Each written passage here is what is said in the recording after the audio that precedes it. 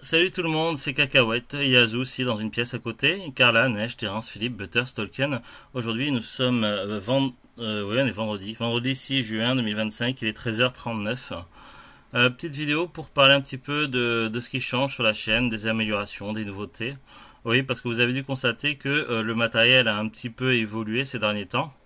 Alors, certes, on n'est pas non plus sur quelque chose d'incroyable, mais quand même, l'évolution est suffisamment notable pour que je puisse apporter quelques améliorations sur le contenu. Alors, je vous rassure, la formule ne change pas. Le contenu sera toujours le même au niveau du programme. Voilà, mes passions elles restent inchangées, donc toujours DVD, films, séries télé, jeux vidéo, let's play, musique, etc. Donc le contenu, lui, il reste le même. Mais maintenant que j'ai un ordinateur beaucoup plus performant, je peux me permettre de faire quelques montages et effectivement ça m'a été demandé par quelques-uns d'entre vous lors de live que je puisse faire quelques petites améliorations, voire apporter des petites coupures ou introductions. Donc je pense justement j'y réfléchis. Alors évidemment donc le matériel ma configuration que j'avais encore il n'y a pas si longtemps était clairement obsolète, donc je vais voir si j'arrive à retrouver le fichier montrant les caractéristiques de mon Acer, de mon ancien ordinateur, donc voilà.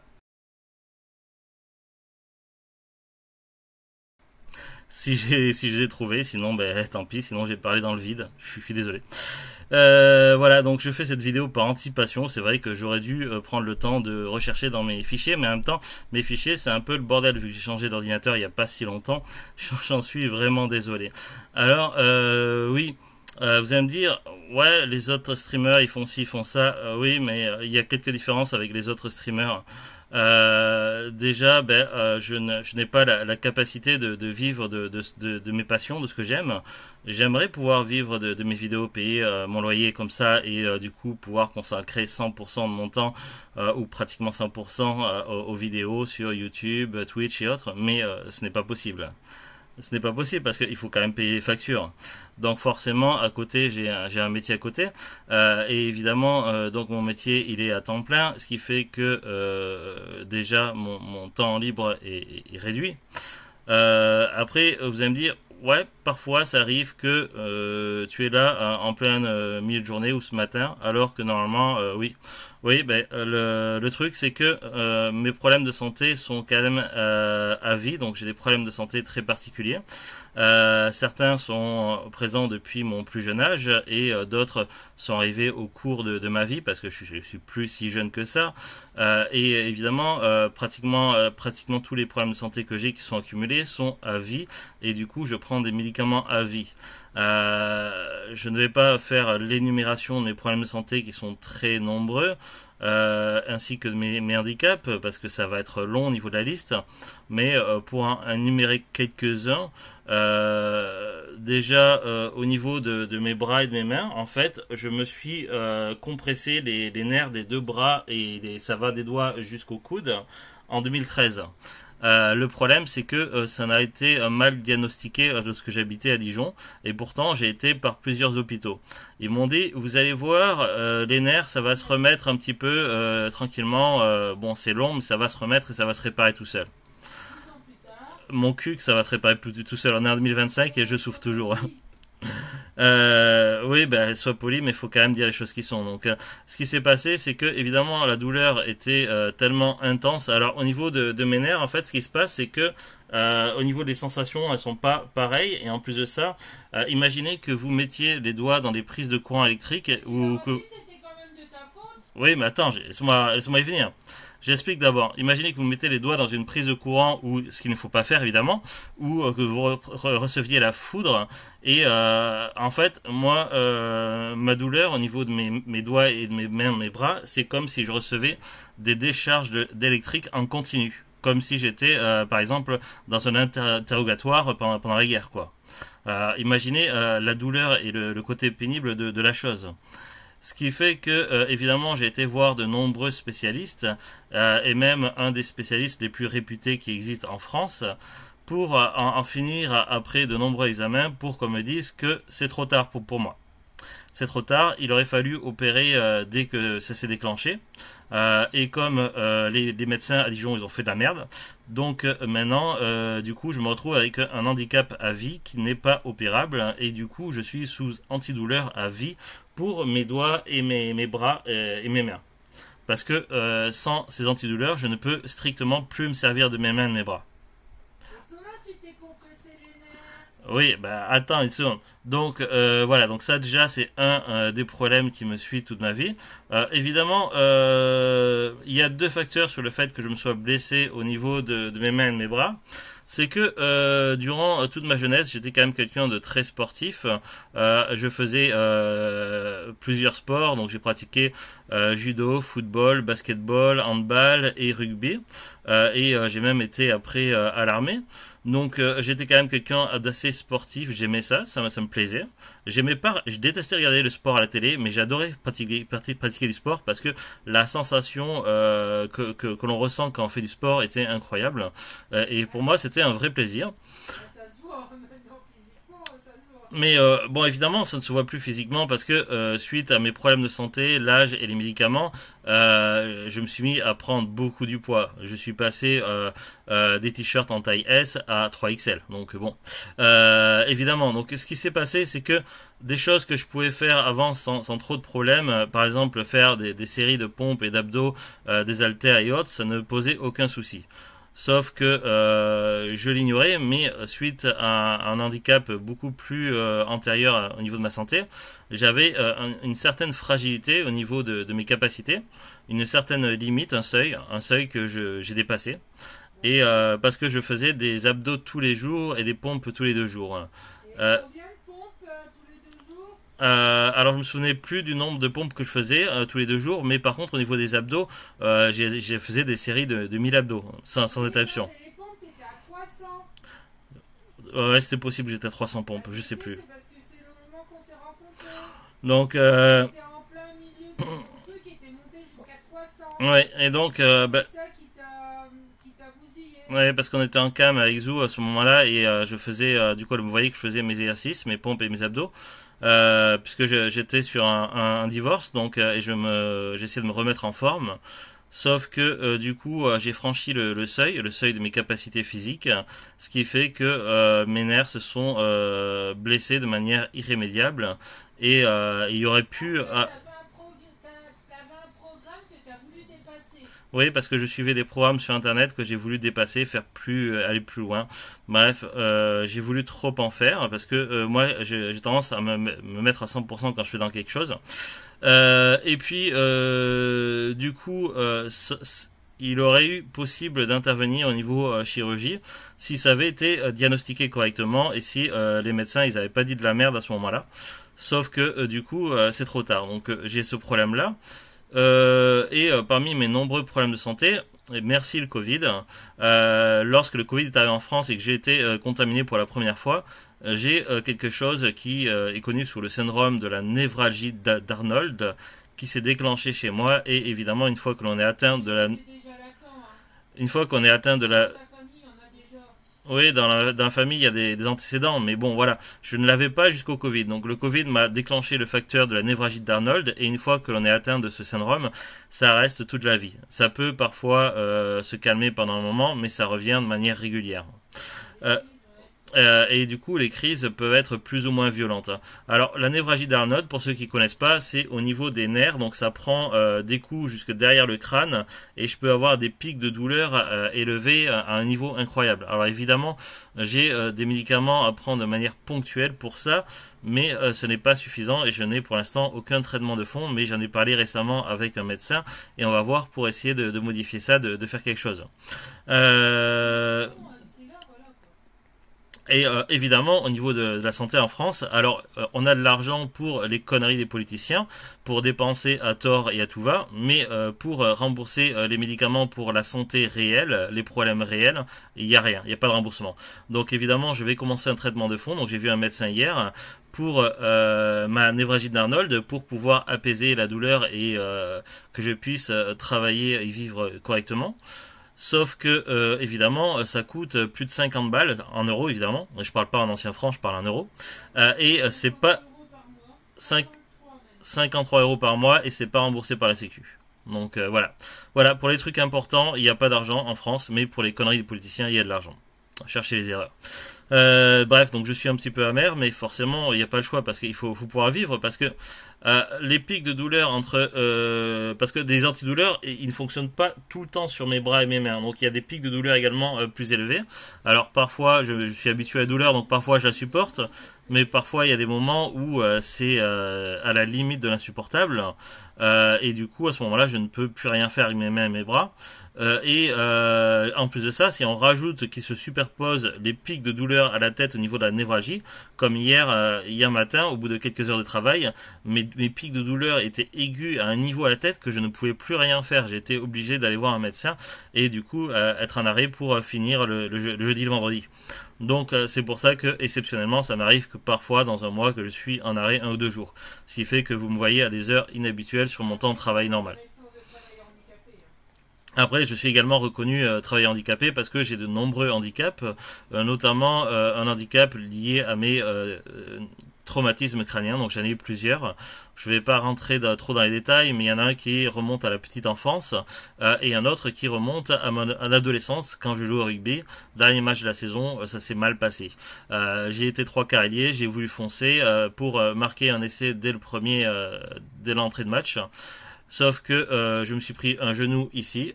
Et du coup, j'ai fini à l'hôpital.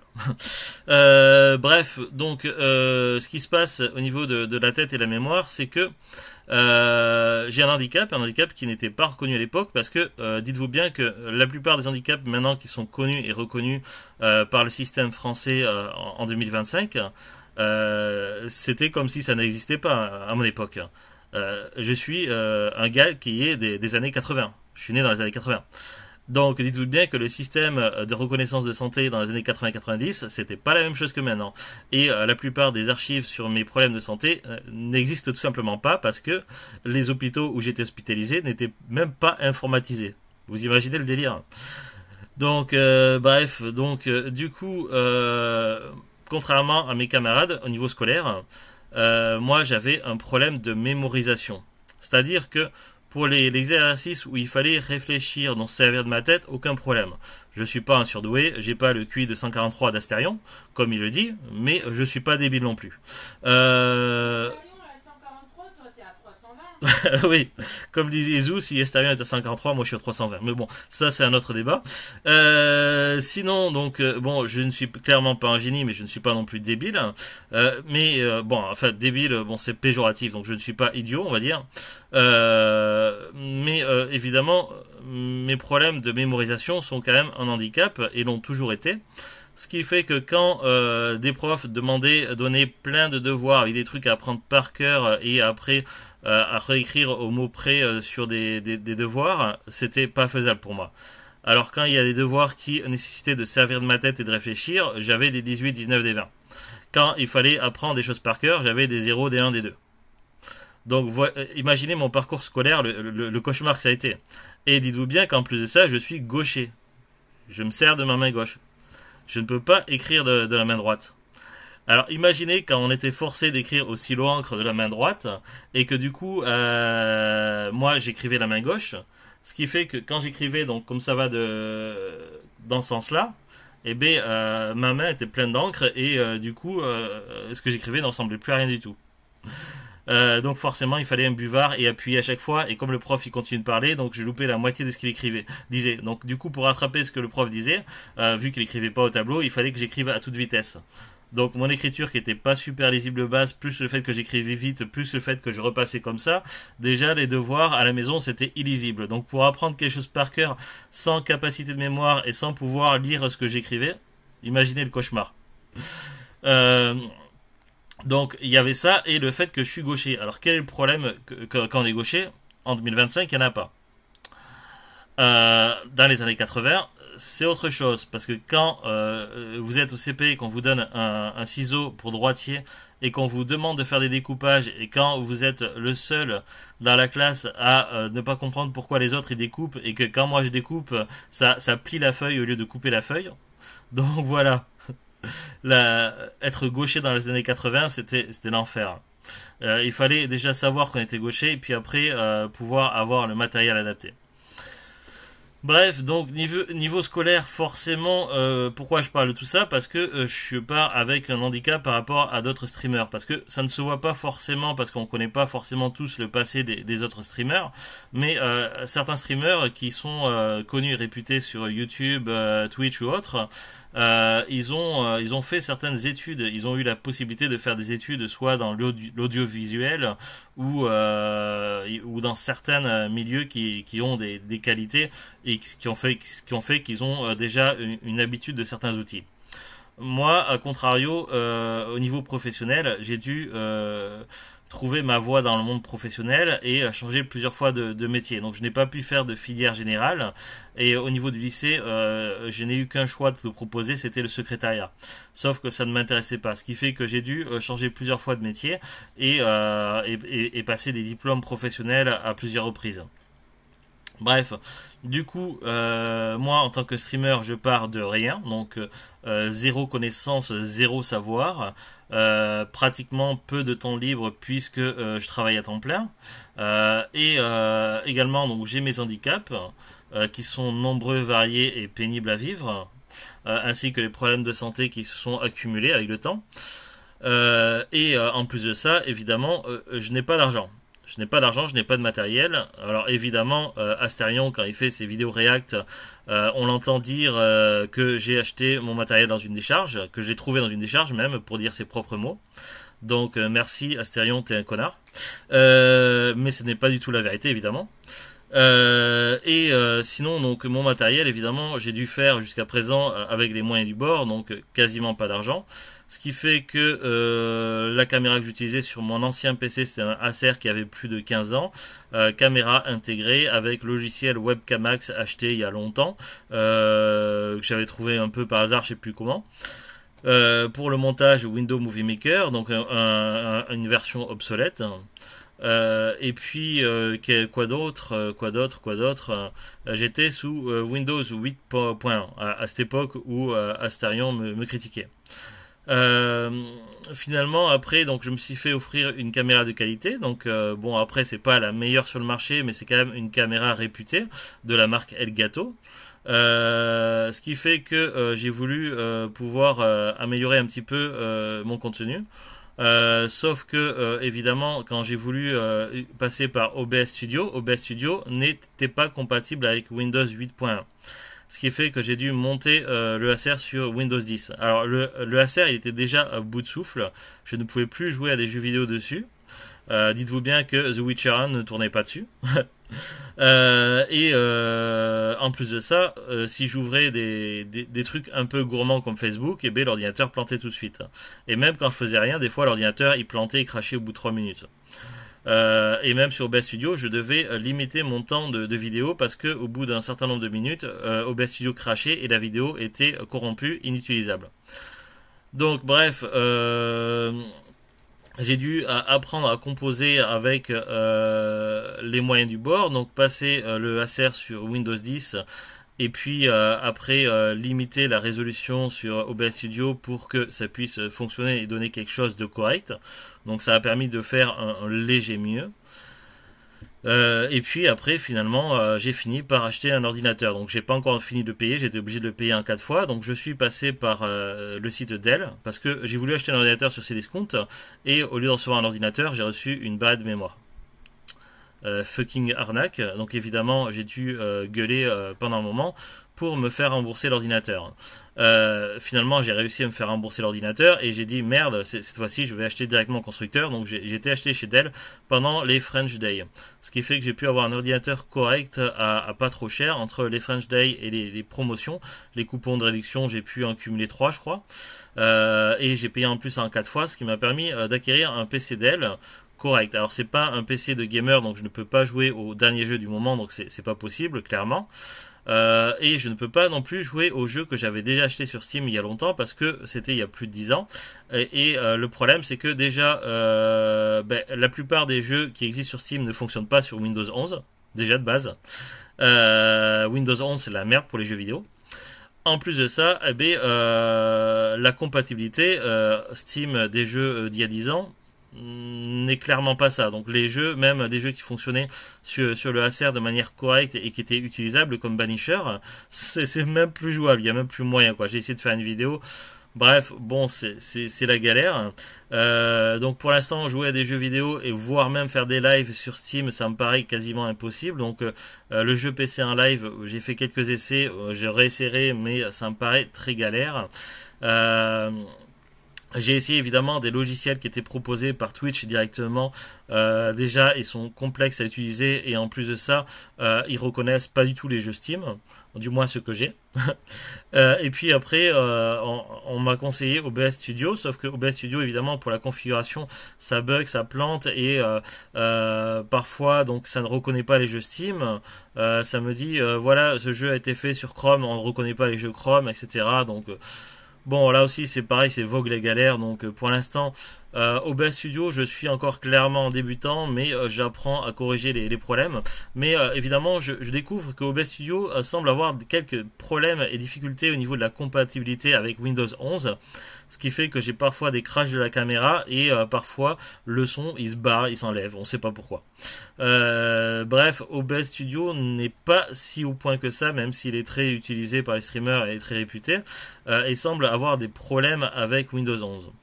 Malgré tout, je suis quand même très content des performances de mon PC, parce que même s'il ne me permet pas de jouer à des jeux vidéo actuellement ou très peu, il me permet quand même de pouvoir utiliser l'ordinateur de manière générale pour un usage courant de manière très agréable, et en plus de ça, je peux désormais me permettre de faire quelques montages vidéo, ce qui n'était clairement pas possible avec Glacier.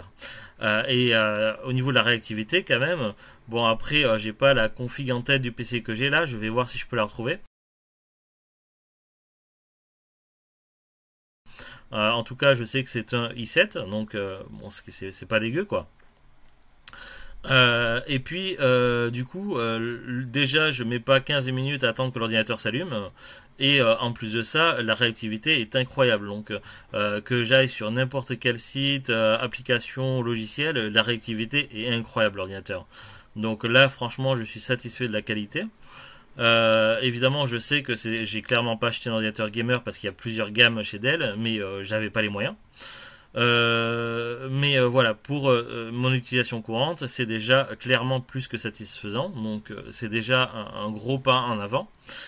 Et puis évidemment, je suis à l'écoute de vos besoins. Donc je ne compte pas changer évidemment la formule des parlons DVD, etc. Mais je réfléchis à des idées d'amélioration, d'où le fait que je fais cette vidéo-là. Alors, évidemment, ça n'a rien à voir avec les critiques d'Astérion à mon encontre lors de ses vidéos React. Clairement, j'en ai rien à faire de son avis. C'est bête et méchant et stupide, mais voilà, donc ce n'est pas parce que Astérion m'a dit que ceci ou cela. Non, j'ai envie d'apporter des améliorations à la fois pour moi, pour me faire plaisir, et aussi pour vous faire plaisir en même temps. Mais évidemment ça ne va pas se faire en un jour. Donc vous avez peut-être vu déjà quelques débuts d'amélioration ou des tentatives que je fais. Donc pour l'instant on est clairement sur du stade expérimental, donc mais je teste des trucs. Donc vous allez peut-être voir prochainement des essais. Je tente des choses. Je sais que vous avez bien aimé donc l'introduction, le générique que j'avais créé comme ça avec un délire dans la série des vidéos de DVD Mystère. Je vais voir si je peux vous le retrouver le générique pour vous le montrer. Quand un DVD n'est pas celui qu'il est censé être, quand vous êtes pris de doute, quand vous ne savez plus quoi faire, qui appelez-vous? Cacahuète. Pour vous, Cacahuète mène l'enquête, interroge le suspect et dévoile sa réelle identité.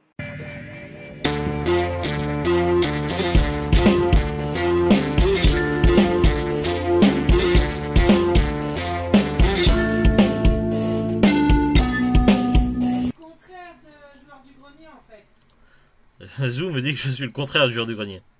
Le générique du joueur du grenier. Ouais. Longtemps, il a gardé son générique où il avait de l'embonpoint. Ouais. Et toi, le générique des DVD Mystère, t'es tout maigre. Ouais, Zou me le dit, joueur du grenier, donc Fred, il a beaucoup maigri, Frédéric, et moi j'ai beaucoup grossi. Donc plus, oui, par rapport au générique, mais pas que. Donc plus joueur du grenier a maigri et plus moi j'ai grossi.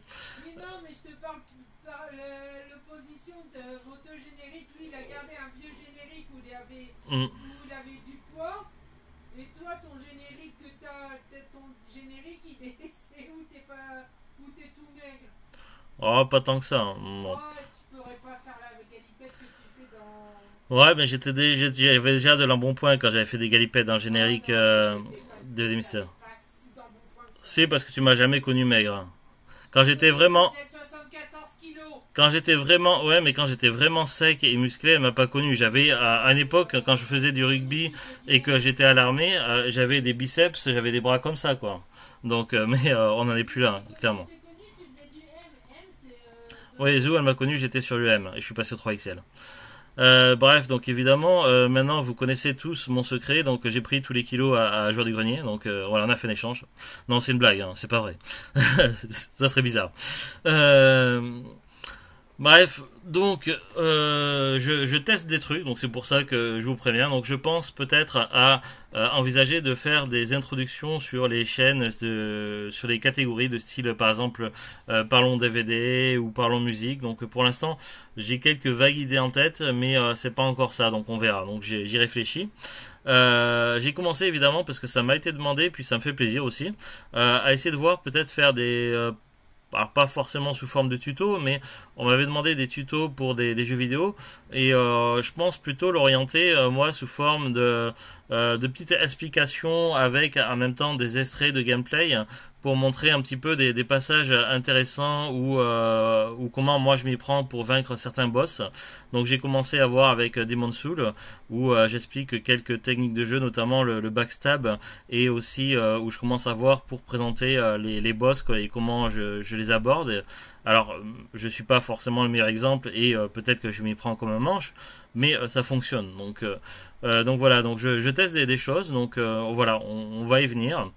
Et puis je vais voir aussi pour peut-être faire des génériques, voir peut-être des légers cuts dans les montages des parlons DVD en mettant par exemple une petite transition avec une petite image entre par exemple le moment où je parle du synopsis, le moment où après je parle de la disponibilité DVD.